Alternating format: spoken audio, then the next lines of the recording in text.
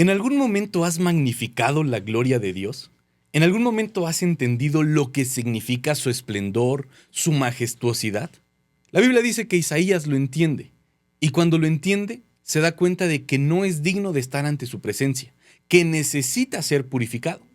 Y creo que cuando nosotros comprendemos realmente lo que significa Dios y lo que es Dios, lo que representa, no solo como creador, no solo como sustentador, sino como salvador, nuestra perspectiva hacia Él cambia. El versículo para memorizar de esta semana lo encontramos en el libro de Isaías, capítulo 6, versículo 8, que dice: Después oí la voz del Señor que dijo: ¿A quién enviaré? ¿Quién irá de nuestra parte? Entonces respondí: Aquí estoy, envíame a mí. La lección número 7 se titula Fundamentos de la Profecía. Yo soy Ricardo Balseca y te invito a que te quedes conmigo en el repaso de esta lección.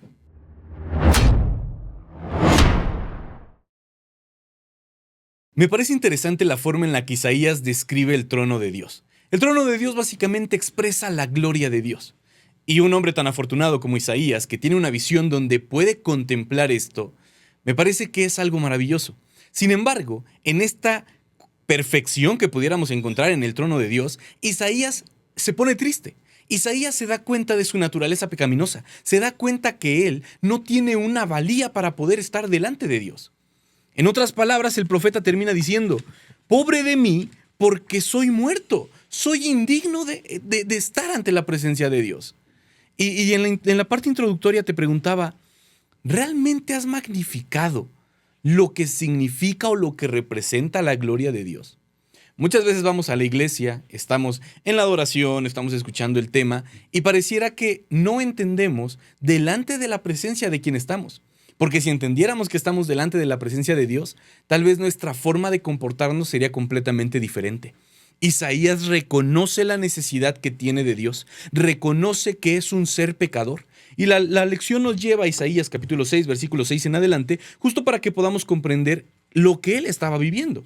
El versículo 6 dice: Y voló hacia mí uno de los serafines, teniendo en su mano un carbón encendido, tomado del altar con unas tenazas. Y tocando con él sobre mi boca dijo: He aquí que esto tocó tus labios, y es quitada tu culpa y limpio tu pecado. Después de que Isaías comprende su naturaleza pecaminosa, después de que entiende que no es digno para estar ante la presencia de Dios, sucede algo maravilloso. Un tercero entra en escena. Es el querubín. Un querubín que toma un carbón, y lo describe la Biblia, del altar con unas tenazas. Toma este carbón y lo coloca en los labios del profeta. ¿Qué significa esto? ¿Qué representa? Esta parte me encanta porque significa que sus pecados, su culpa es terminada. Ahora ya no es Isaías, ahora es el redimido por parte de Dios. En otras palabras, esto se llama purificación y santificación. Ese proceso en el que tú y yo entramos después de entregar nuestra vida a Cristo a través del bautismo es el mismo proceso que, de forma diferente, también entró Isaías. ¿Por qué? Porque también como tú y yo, que tenemos pecados, que tenemos manchas, necesitamos ser transformados por Cristo. En ese sentido, tenemos que permitir que Dios obre en nuestra vida. ¿Quién obra en este momento? El querubín. Pero para que Él pueda entrar en esta purificación, es importante aceptar a Cristo. Y en ese sentido me encanta cómo lo maneja la lección, porque menciona que probablemente se trataba del altar del incienso, el lugar donde se intercedía por el pueblo de Dios. Los pecados de Isaías habían sido perdonados y ahora se le consideraba apto para estar en la presencia de Dios. Pero además, una vez que es apto, ahora viene lo interesante: se le encomienda la tarea de representar a Dios ante el mundo. Y me parece interesante porque el versículo para memorizar precisamente nos lleva a esto, una pregunta: ¿a quién enviaré? ¿Quién irá por nosotros? ¿Quién será el representante? Y viene lo curioso. Después de que Isaías es purificado, él termina diciendo: Señor, heme aquí, envíame a mí. Y me hace recordar mucho también a Samuel, cuando Dios lo llama, termina yendo con Elí, y Elí le dice: bueno, es que no soy yo, el que te llama es Dios. Y cuando vuelvas nuevamente a escuchar su voz, dile: Señor, habla, que tu siervo oye. Y tanto la actitud de Samuel como la actitud de Isaías creo que es la actitud que debe de imperar siempre en aquellas personas que reciben esta purificación por parte de Dios. ¿Y cuál es esa purificación? Una transformación. Cuando la Biblia habla de transformación viene la palabra griega metamorfosis, ¿Qué es una metamorfosis? ¿Qué animal vive una metamorfosis? Precisamente, la oruga. La oruga, de ser un animal que se arrastra, que tiene cualidades que a nadie le gusta y que muchas veces causa cierto asco, después de pasar por una metamorfosis, se convierte en uno de los animales que más se aprecian y que más se les quiere tomar fotos porque son bonitos. Viene un cambio total. De ser un animal que se arrastraba, ahora se convierte en un animal que tiene alas, que vuela. ¿Te das cuenta de lo que implica un cambio? De tu vida a mi vida, de ser personas que probablemente nos enojábamos por todo, explotábamos de inmediato, la gente nos consideraba pues personas no agradables por nuestro carácter, por nuestro temperamento. Cuando Dios cambia nuestra vida, la gente se da cuenta de ese cambio que Cristo provoca en nuestra vida. Sin embargo, te mencionaba hace un momento que un querubín entra en escena y toca los labios del profeta. Los querubines forman parte importante en el Antiguo Testamento. Y para poder comprender esto, vamos a la Biblia, al libro de Génesis, capítulo 3, versículo 24. ¿Cuál es el contexto y qué es lo que estaba sucediendo? Bueno, tú sabes que Adán y Eva pecan en el Edén y entonces son echados del paraíso, son echados del Edén. ¿Y qué sucede? Bueno, el versículo 24 dice: echó pues fuera al hombre y puso al oriente del huerto del Edén querubines y una espada encendida que se revolvía por todos lados para guardar el camino del árbol de la vida. Nuevamente, querubines. Ahora, ¿qué hacían estos querubines? Bueno, lo describe bien la Biblia. Estaban en la puerta del oriente con una espada encendida. Es muy curioso notar esto porque estos dos querubines, con una destellante luz entre ellos, no puede pasar desapercibida. ¿Por qué? Porque esta escena asemeja al Arca de la Alianza. ¿Y qué significaba el Arca de la Alianza? Era el símbolo del trono de Dios. Y si vamos un poquito más allá, ¿dónde estaba el Arca del Pacto? En el santuario. ¿Y dónde se encontraba el santuario? Precisamente, en medio del campamento del pueblo de Israel. En otras palabras, siempre que hablamos de los querubines, siempre que hablamos de este fuego, representa la presencia de Dios. Y si el arca del pacto, el santuario, estaban en medio del pueblo, esto significa que Dios siempre ha querido estar en medio de su pueblo. Dios no es un Dios que se aleje de nosotros.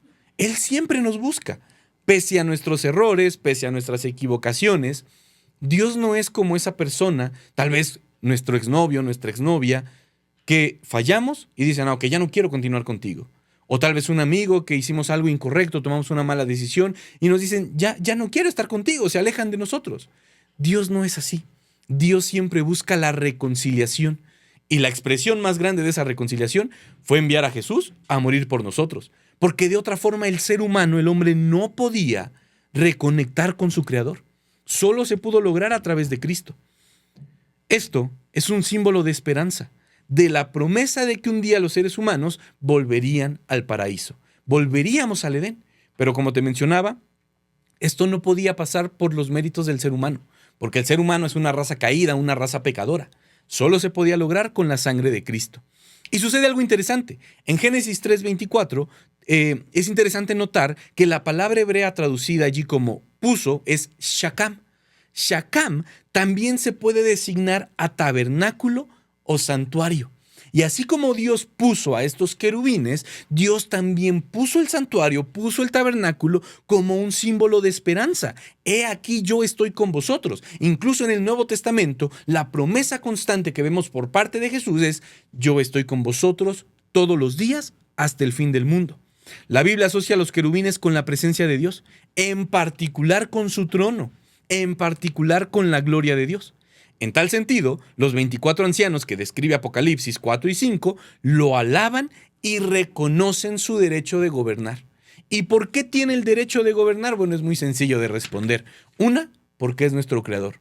Y dos, porque Dios es soberano, porque Dios es todopoderoso y es dueño de todas las cosas. Sin embargo, vamos más adelante para entender un poquito más el contexto de Isaías. La lección nos lleva a leer Ezequiel capítulo 1, versículos del 1 al 14.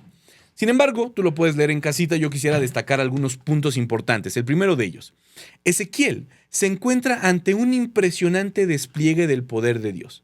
Punto número 1, y algo que me gusta cómo lo resalta. Dios siempre muestra su poder.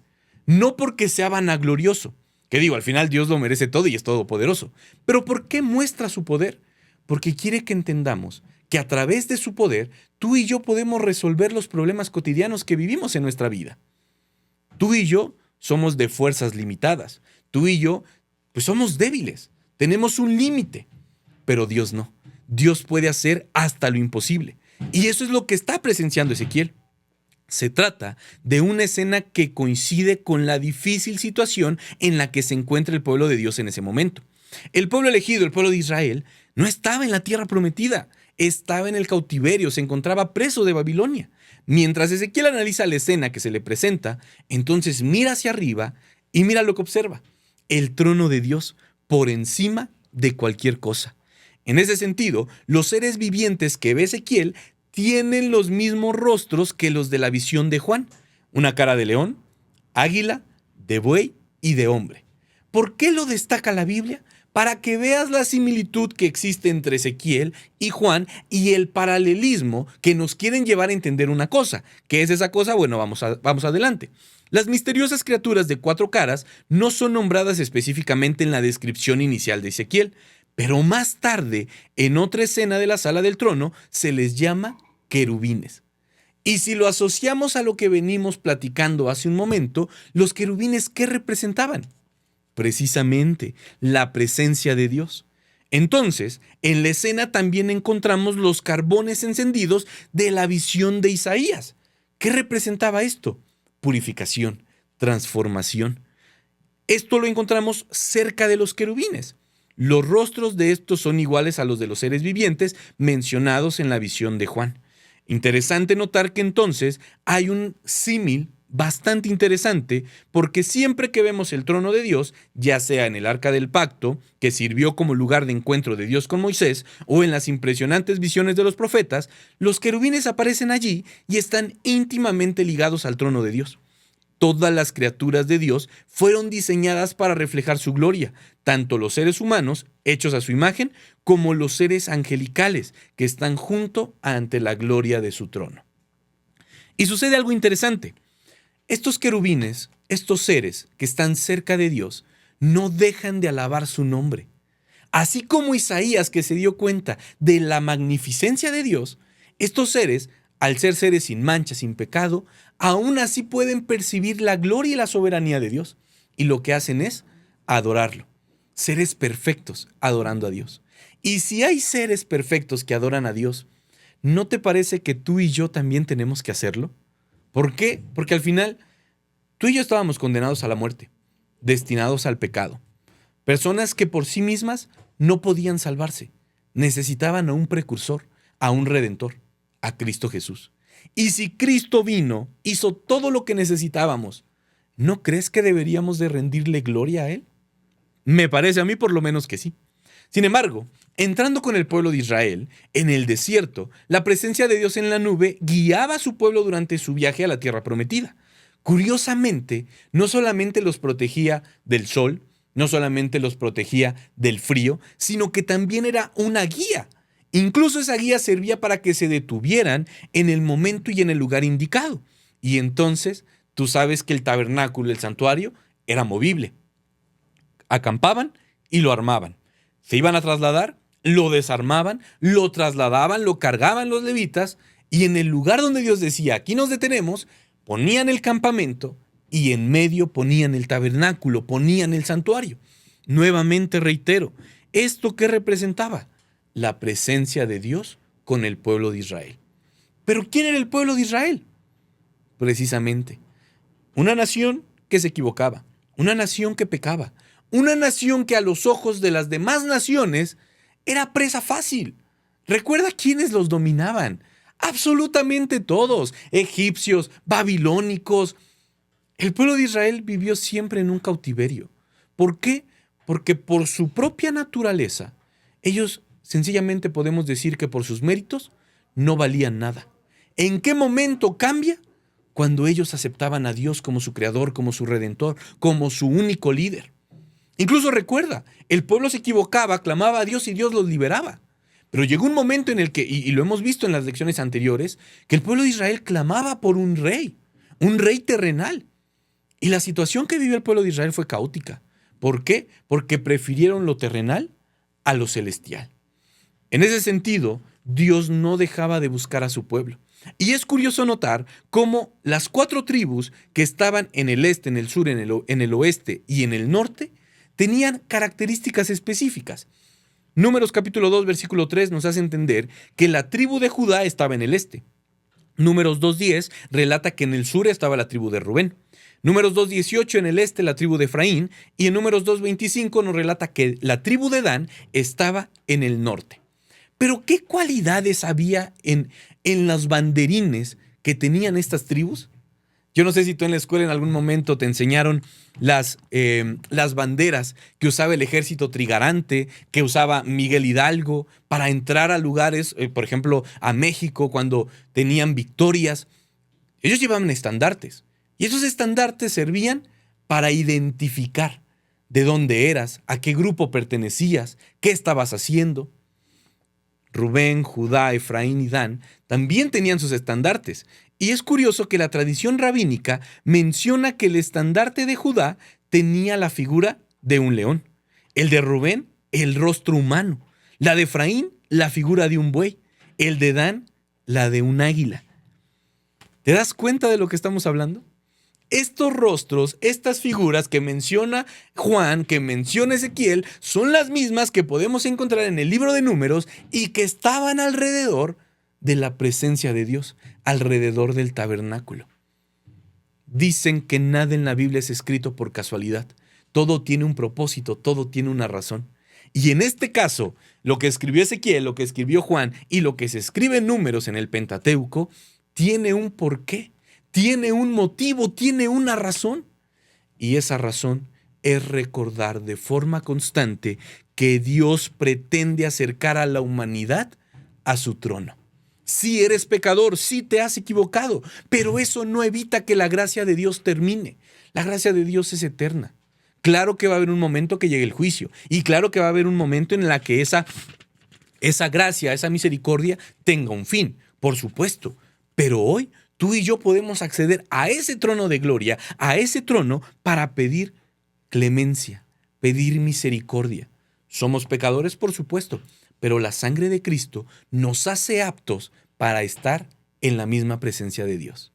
Y vamos más adelante porque llegamos a la conclusión de esta lección y cerramos con algo muy curioso. Y yo quisiera hacerte una pregunta y déjame tu respuesta en los comentarios, aquí en la parte de abajo. Me gustaría leerte. Muchas veces se habla de Lucifer, se habla de Satanás. Sin embargo, yo quisiera preguntarte, y esto viene porque con el Club de Guías estamos repasando la fe de Jesús, y hubo una pregunta que hace que me llamó la atención. Dios, al ser el creador de todo, te pregunto, ¿Dios creó a Satanás? Mira la pregunta que te hago. ¿Dios creó a Satanás? ¿Tú qué opinas? ¿Sí lo creó? ¿No lo creó? Déjame tu respuesta en los comentarios y en el próximo video estaremos dando la respuesta. ¿Quién era Lucifer? Lucifer era un querubín protector.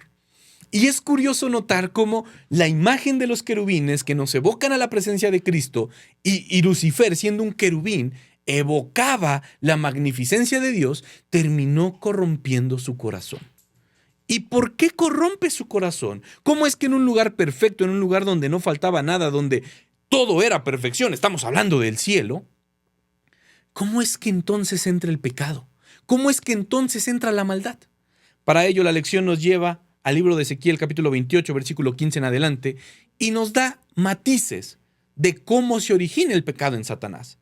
Versículo 15 dice, perfecto eras en todos tus caminos, desde el día que fuiste creado hasta que se halló en ti maldad. Punto número 1 que quiero destacar. Lucifer era perfecto. Ese querubín con la intención de manifestar la gloria de Dios era perfecto. Perfecto eras en tus caminos desde el día que fuiste creado. Pero hubo un momento de quiebre, un momento de irrupción, dice la Biblia, porque se encontró en ti maldad. ¿Por qué? Versículo 16. A causa de la multitud de tus contrataciones, fuiste lleno de iniquidad, de pecado, de maldad. Y entonces pecaste, por lo que yo te eché del monte de Dios y te arrojé de entre todas las piedras del fuego, oh querubín protector. Y nota el versículo 17. Se enalteció tu corazón a causa de tu hermosura. Corrompiste tu sabiduría a causa de tu esplendor. Yo te arrojaré por tierra, delante de los reyes te pondré para que te miren en ti. ¿Cuál fue el error? ¿Cuál fue la mala actitud de Lucifer? Lo describe el versículo 17. Se enalteció tu corazón a causa de tu hermosura. ¿Qué significa eso? ¿Qué significa se enalteció tu corazón? En otras palabras, te llenaste de orgullo, te llenaste de avaricia, te llenaste de envidia. Y ponte a pensar un poquito. Digo, aquí estamos hablando de Satanás, estamos hablando de Lucifer. Pero yo te pregunto, ¿a ti te cae bien o te gusta juntarte con las personas que se creen que lo saben todo? ¿Que te hacen de menos porque dicen, es que yo sí sé, tú no sabes? ¿Te gusta juntarte con ese tipo de personas? Por lo menos a mí no. Y por eso somos llamados a la humildad, a vivir de forma humilde, reconociendo que tenemos debilidades, reconociendo que tenemos defectos. ¿Qué era lo que no reconocía Lucifer? Que había sido creado. Tal vez Lucifer era perfecto, sí, pero era creación de Dios. ¿Y qué es lo que quiso hacer? Usurpar el lugar de Dios. Isaías capítulo 14, versículo 13 dice: Tú que decías en tu corazón, subiré al cielo en lo alto junto a las estrellas de Dios, levantaré mi trono y en el monte del testimonio me sentaré a los lados del norte, sobre las alturas de las nubes subiré y seré semejante al Altísimo. Mire el error de Satanás. Quería ser como Dios, quería igualarlo y tantito peor superarlo. Pero ¿quién puede igualar a Dios? ¿Quién puede igualar a Jesús? Todos somos creación de Él. Ya por eso tenemos una desventaja. Lucifer en su arrogancia quiso ser mayor, quiso ser más.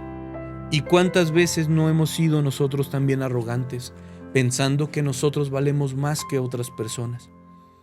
Es uno de los errores más comunes en la humanidad. Tú y yo valemos lo mismo. Incluso aquellas personas que pueden equivocarse en muchas ocasiones, valemos lo mismo. No eres más por tener una licenciatura. No eres más por vestir ropa de marca. No eres más por tener un iPhone. No eres más por tener un doctorado.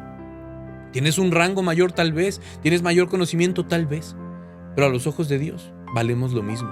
Y así como Dios murió, o Jesús murió por el doctor, también Dios murió por el que volea los zapatos. Y así como Dios murió y envió a su Hijo a morir por el abogado, también lo hizo por el que limpia las calles, porque a los ojos de Dios valemos lo mismo. Y si hoy tú analizas tu vida o yo la analizo y me doy cuenta que estoy cayendo en el mismo error de Lucifer, creo que vale la pena que así como Isaías reconozcamos que somos indignos de la presencia de Dios, que todos hemos pecado, que todos nos hemos equivocado y que todos necesitamos la purificación de Cristo en nuestra vida. Y una vez que hemos sido purificados, creo que como Isaías 6:8 podemos repetir: Señor, aquí estoy, envíame a mí, porque yo quiero ayudar a otros que tal vez se sienten débiles, que están pasando por malos momentos, que están atravesando situaciones difíciles. Envíame a mí. Yo quiero ser tu representante. Y así como has transformado mi vida, poder ayudar a otros a transformar su vida en el nombre de Cristo Jesús. Que el Señor te bendiga.